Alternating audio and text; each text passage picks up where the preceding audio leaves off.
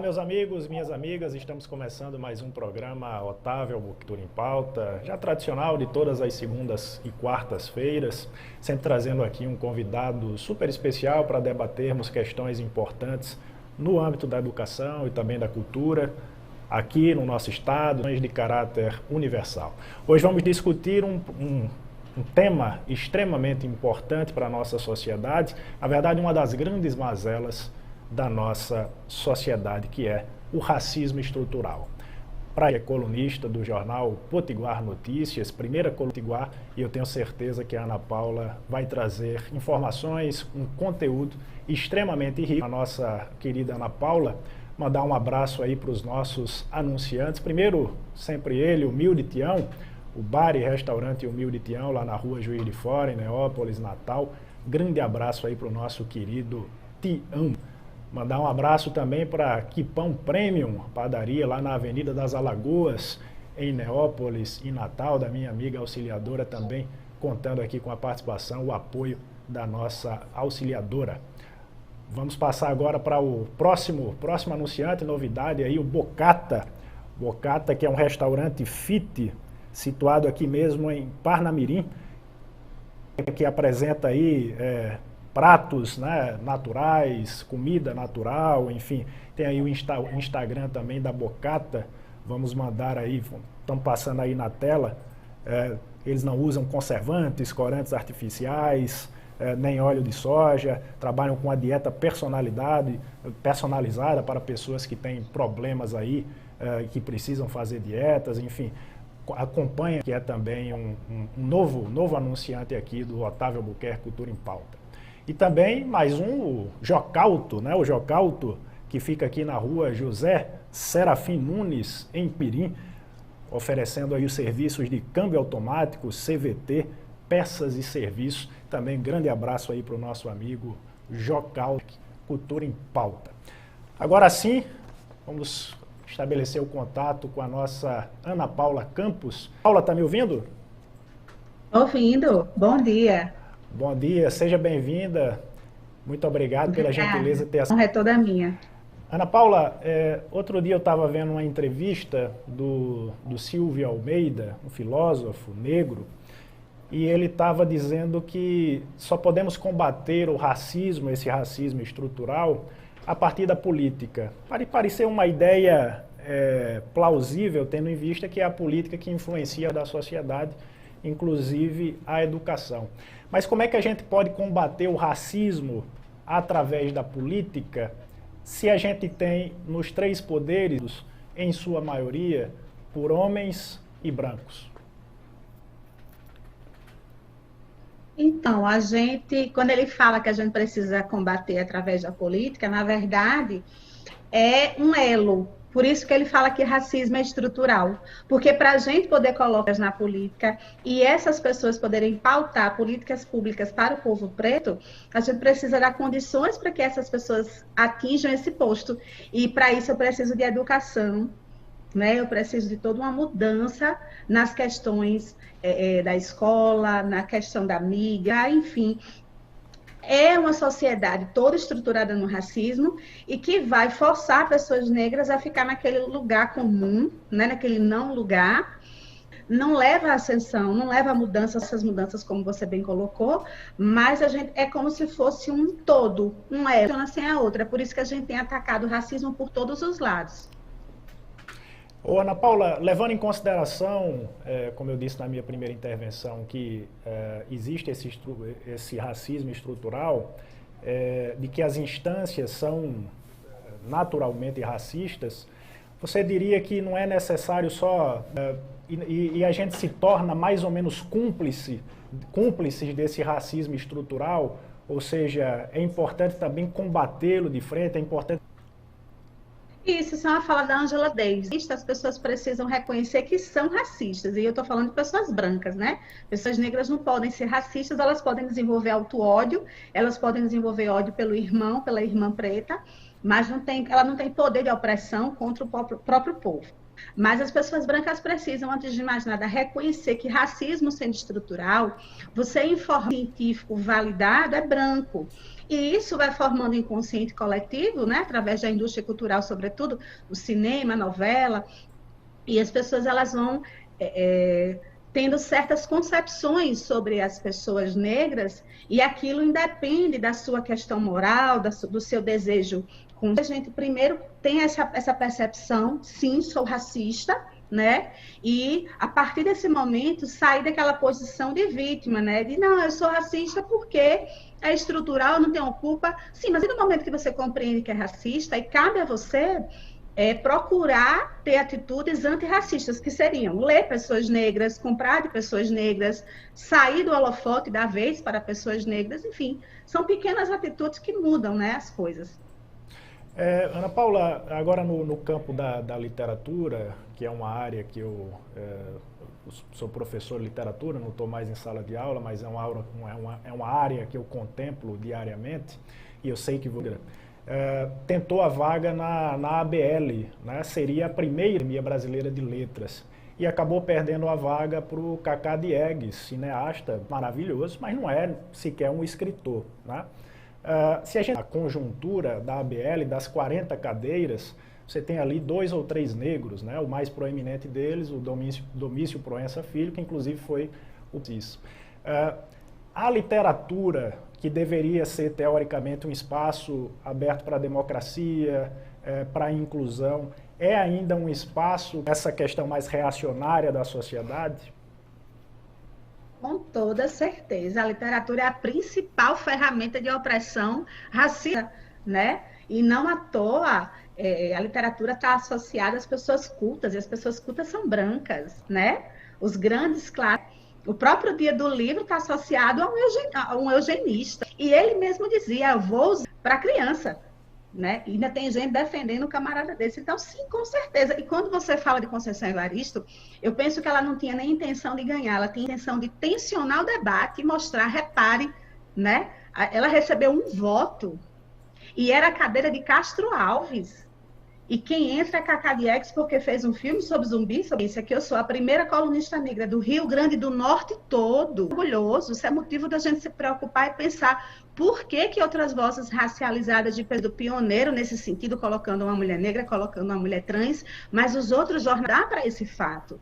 Né? Eu, por exemplo, sou a primeira, e é muito triste ficar carregando esse título de primeiro, apesar da responsabilidade e assim, da felicidade de abrir a porta para as próximas, mas é muito triste. Agora, em 2021, eu fui a primeira mulher negra, acredito que a primeira pessoa negra a ocupar um cargo na União Brasileira de Escritores do Rio Grande do Norte. Depois de mim entrou a escritora Ana Catarina Fernandes, mas em 2021 eu sou a primeira? Entende? Então, a gente não vai muito longe, não. Assim, o mundo literário é branco. Ana Paula, eu queria insistir nessa questão da literatura e no nome que você citou, que é importante para a literatura brasileira, o Monteiro Lobato, que já se tornou um consenso de que ele era realmente um homem racista e apresentava traços de... Como é que você acha que deve ser tratada a obra do Monteiro Lobato, especificamente, e de outros autores racistas? Como é que elas devem ser tratadas em sala de aula? E essa questão da edição, que inclusive a própria família dele, a neta, defendia. Como é que você analisa essa questão? Primeiro que eu acho que ele não é importante para nada. Ele foi feito importante. Ele conquistou esse espaço por causa da condição de ser um homem hétero, cis, né? De relevante não tem nada. Que é uma obra extremamente, além de racista, eugenista. É uma obra que, se você pegar, por exemplo, Caçadas de Pedrinho, são vários termos. Ele fala várias vezes a palavra eugênico, eugenista, eugenia, né? E ele mesmo disse que um país sem Ku Klux Klan é um país perdido. Então, as pessoas defendem o indefensável. Agora, muitas pessoas me perguntam, qual é esse tipo de pessoa? Eu acredito numa perspectiva pluriversal. Eu não acredito que exista universalidade. Eu acredito que existam várias formas de coexistir. Então, as pessoas pretas não estão dizendo que vamos anular o que é branco. A gente só está pedindo o direito de coexistir. Né? Estamos informando que existem outras percepções literárias, filosóficas, científicas, que não só a perspectiva branca. Então, na minha casa, eu tenho livros de Monteiro Lobato, a minha filha cresceu lendo obras de Monteiro, e por escolha dela, hoje ela não quer mais ler Monteiro Lobato, mas foi uma decisão dela. Nós, pessoas pretas, nós acreditamos nessa coisa pluriversal do diálogo. Saindo agora do campo da literatura, indo para a mídia, repercutiu nos últimos meses, na opinião pública, o Big Brother. Tá? Mais especificamente a participação de uma personagem específica, a Carol Conká. Se a gente levar em consideração que aquela casa, aquele ambiente suscita o conflito e tem toda uma técnica de edição para transformar as pessoas ali em vilões, em mocinhos, enfim, é uma coisa bem romanete. Mesmo assim, a gente vai chegar a um consenso de que a Carol Conká é uma pessoa um tanto complicada. Mas o que me chamou a atenção em toda essa repercussão em torno da Carol Conká suscitou-se ali um ódio generalizado em relação a ela e toda uma expectativa, movimentos que foram criados para tirá-la da casa, que eu não vi nem, por exemplo, num caso absolutamente nefasto daquele deputado que atacou a democracia, que queria agredir os ministros do STF. Nem nesse momento eu vi uma repercussão assim tão grande, né? Movimentos querendo agredi-lo, como queriam fazer isso com a moça. Esse episódio da Carol Conká, do BBB, reforça ainda mais essa questão do racismo estrutural, esse racismo entre algumas pessoas que não se dizem racistas? Com certeza. Doutor Silvio de Almeida, voltando para o intelectual negro que você citou no começo da entrevista, ele diz que fortalecer o racismo. Então, é o que a Globo faz, né? Ela primeiro cria filmes, vários programas, a cor do poder é preta, enfim, várias coisas, e aí faz parecer, coloca a Djamila Ribeiro na pauta midiática e faz parecer que ela é uma emissora antirracista, e de repente ela tem um programa que é o Big Brother, e ela coloca no episódio anterior, no programa anterior, de lavar prato, e a esponja no cabelo Black Power. Parece pouca coisa, mas é um detalhe que vai informar as pessoas de que o cabelo crespo, eu escutei isso minha vida inteira, né? E de repente ele bota o maior número de personagens negros da história, não por mundo Ela é uma pessoa que sofreu com o racismo a vida inteira. É uma mulher negra que usa a base da população. Nós somos o 5º país que fez, foi pegar esse ódio que a gente não foi ela que procurou. Existe toda uma estrutura operando contra ela. Todas as casas no Brasil têm televisão, todas as pessoas estão assistindo o Big Brother, inclusive as que dizem que não assistem de forma nem que seja indireta, e aí é uma maneira sensacional de você incutir na cabeça das pessoas o ódio por pessoas negras, sobretudo mulheres. Percebe? Isso é o que a indústria cultural faz. Ana Paula, uma das grandes perseguições históricas por parte da elite econômica do Brasil e também por parte da ortodoxia católica foi contra as religiões de matriz africana, tá?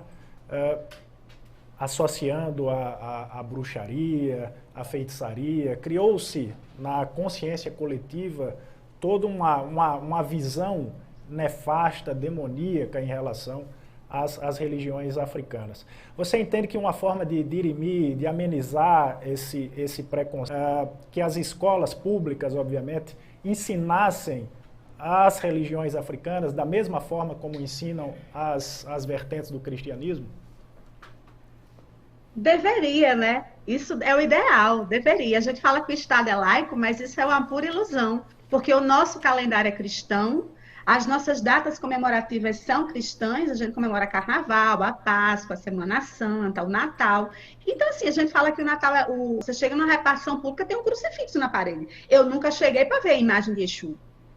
Entende? Então, essa coisa, esse pensamento para justificar a escravidão, justificar todo tipo de opressão que o povo preto sofreu, e aí eles tinham que alegar alguma coisa, vão dizer, é demônio. Então, eles vão associar tudo que é ligado ao povo, e aí as pessoas vão crescer com esse medo do candomblé, pessoas que nunca pisaram num terreiro, porque só pode falar de candomblé, só tem autoridade para falar de candomblé quem pisou no terreiro, porque até quem estudou, só quem leu, não conhece o terreiro, a gente aprende oralmente com os nossos mais velhos. Então, a gente tem, inclusive, uma lei municipal que diz que, além de ser obrigatório o ensino das culturas africanas, e com isso a questão, que é a lei maior, né? A gente tem a Lei 10.639, que vai dizer que é obrigatório o ensino das culturas africanas. Não tem como você ensinar a cultura africana sem falar de orixá. Mas a gente tem uma lei municipal que vai dizer que é africana na escola. E aí, com a grande maioria das professoras, e acontece de uma professora fazer o trabalho, a gente escuta assim, você tem muita coragem. Por que eu preciso de coragem para ensinar as crianças que existe um pluriverso de possibilidades religiosas e que as pessoas têm credos diferentes e que tudo bem, a gente só precisa respeitar a religião. Ana Paula, obviamente que conversando contigo, a gente tem que falar sobre os lugares destinados às mulheres negras. A gente tem o que se chama daquela de interseccionalidade, né? Que parece, é um nome que parece bonito, mas tem um sentido nefasto, né? Que nada mais é do que uma união ali de vários preconceitos que a gente tem aqui. Xenofobia, o classismo, o machismo, né? A gente ainda tem uma sociedade muito patriarcal. Se a gente for analisar a questão da violência doméstica, a questão das oportunidades no menor, porque a gente tem também as mulheres trans hoje que são vítimas também de muito preconceito.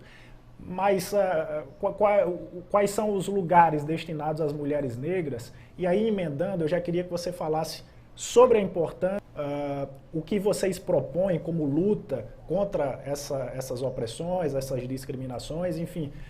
E o que um governo de caráter faz o movimento de vocês? Isso, interseccionalidade foi um termo criado por Kimberly Crenshaw, que é uma afro-americana, mas aqui Gonzalez, que é uma intelectual negra que já falava que as mulheres negras são atravessadas pela tríplice opressão, que é o racismo, machismo, sexismo. A gente também falava sobre isso, em Mulher, Raça e Classe. Então, é muito triste você pensar que nós, mulheres negras, ocupamos a base da população e dizer isso significa que, pensando numa pirâmide social, a gente vai ter o homem, né? Depois a mulher branca recebendo menos do que ele em termos de privilégio, depois nós vamos ter o homem negro e, por último, a mulher negra. Então, dentro da questão racial, a gente precisa discutir a questão de gênero. E quando eu falo de gênero, você levanta a questão também de pensar a condição dessa mulher trans. Porque se além de negra, eu sou uma mulher trans, eu tenho mais opressões acumuladas no meu corpo, para mim as coisas são mais difíceis. Numa sociedade gordofóbica, se eu for uma mulher gorda, se eu for uma mulher surda, por exemplo, se eu for uma mulher trans, aí eu vou acumulando essas opressões. Se eu for pobre, se eu for nordestina, eu vou acumulando opressões e óbvio que para mim as coisas vão ser ainda mais difíceis de se resolver. Então, num governo como esse, genocida, né, a gente sabe que ele tem um ódio extremo por pessoas vistas. Ele é mais que fascista, ele é tudo isso. Então, se nós já estávamos numa condição de opressão, a gente fica numa situação de movimento negro unificado, com Lélia Gonzalez, com Abdias Nascimento, com Neuza Santos Souza, enfim, com vários intelectuais do movimento negro, e não ali surge desde a saída dos navios negreiros de África. Ali já houve resistência, né? Não com o nome de feminismo negro, mas ali já houve resistência. E aí você vai ter a teoria que vai contra esse feminismo branco, é uma teoria que vai tensionar que esse feminismo branco não está pensando na condição da mulher preta. É um bocado. E eu, na condição de mulher negra, eu também preciso pensar a questão de coloribilidade. Então, quando a gente pensa em interseccionalidade, a gente pensa uma teoria que está pensando as pessoas em todas as suas condições, uma forma de abraçar todo mundo, proteger todo mundo. Então, não é uma teoria contra pessoas brancas, não é uma teoria contra o homem branco. A gente já está chegando ao final do programa, está acompanhando pelo canal Otávio Albuquerque Cultura em Pauta e pela TV Potiguar Notícias, está gostando? Uma última pergunta para te fazer, Ana Paula, que é a seguinte. Outro dia eu estava conversando aqui no programa com o Pedro Tchê, que é do Movimento de Policiais Antifascismo, sobre a questão da necropolícia, de uma política de morte, de uma política de Estado que é baseada na morte. No entanto, quando a gente vai analisar as pessoas mortas por ações policiais desastradas ou orquestradas, a gente chega à conclusão de que essas pessoas, a imensa maioria, com perdão da redundância, são de jovens negros. A ideia de necropolítica por genocídio da população negra? Necropolítica foi um termo, inclusive, cunhado pelo Achille Mbembe, que é um filósofo negro. E quando a gente fala em necropolítica, a gente está falando de matar ou deixar morrer. Então, isso é genocídio. Só que quando a gente pensa, por exemplo, no pensamento de Abdias Nascimento, quando ele fala de genocídio do povo brasileiro, a gente precisa ampliar essa noção de morte. Porque aí eu volto para o caso de Carol Conká. Uma coisa é essa morte que a polícia opera nos corpos pretos e que a maioria das pessoas que estão morrendo nas periferias são pessoas pretas, o maior número de pessoas que estão morrendo de Covid são pessoas pretas. Isso é necropolítica, mas é também essa morte subjetiva. Na hora que uma mulher negra ela é informada que o cabelo dela é feio, que o corpo dela é feio, que o nariz dela é feio, ou o homem negro também sofre com essas questões estéticas, que parece uma coisa banal, é uma morte subjetiva. O maior número de suicídio no Brasil são de pessoas negras. Então, nós temos a subjetividade. Na hora que a escritora Geni Guimarães, ela raspa a batata da perna na Tenta da Silva, ela toma banho de água sanitária para clarear a pele, isso é muito violento. Então, quantas mulheres negras passam em mim, que eu até escrevi uma crônica sobre isso, que era dentinho separado, que eu passei a vida toda querendo, genocídio, que na hora que um governo como esse não traz a vacina, não investe em ciência, não investe na saúde do país, ele também está deixando morrer, isso também é necropolítica. Perfeito. Ana Paula Campos, muito obrigado pela sua participação, com conteúdo realmente muito enriquecedor que você apresentou aqui. E venha outras vezes para a gente discutir esse tema que é muito importante para a nossa sociedade. Eu que agradeço a honra de estar aqui, agradecer a equipe técnica, é sempre um prazer estar no Jornal Potiguar Notícia. É isso aí. Está de volta aí com mais um programa Otávio Albuquerque Cultura em Pauta, mas antes da despedida, claro, citar na rua Juiz de Fora, em Natal, né, o nosso querido parceiro, primeiro parceiro comercial aqui do Otávio, Avenida das Alagoas também, Neópolis, em Natal. Um abraço aí para nossa amiga auxiliadora. A Bocata, né, restaurante de comida natural para pessoas que têm restrições alimentares, enfim. Deixa eu só citar o telefone aqui do Bocata, o 9402-6193. Então, para vocês que querem uma comida saudável, natural, procurem aí o Bocata. E também o Jocauto Autopeças, na rua José Serafim Nunes, aqui mesmo em Parnamirim, oferecendo aí os serviços de câmbio automático, CVT, peças e serviços. Grande abraço aí para os nossos patrocinadores. É isso aí. Próxima semana, mais um programa Otávio Albuquerque Cultura em Pauta. Segunda-feira, conto com vocês. Até mais.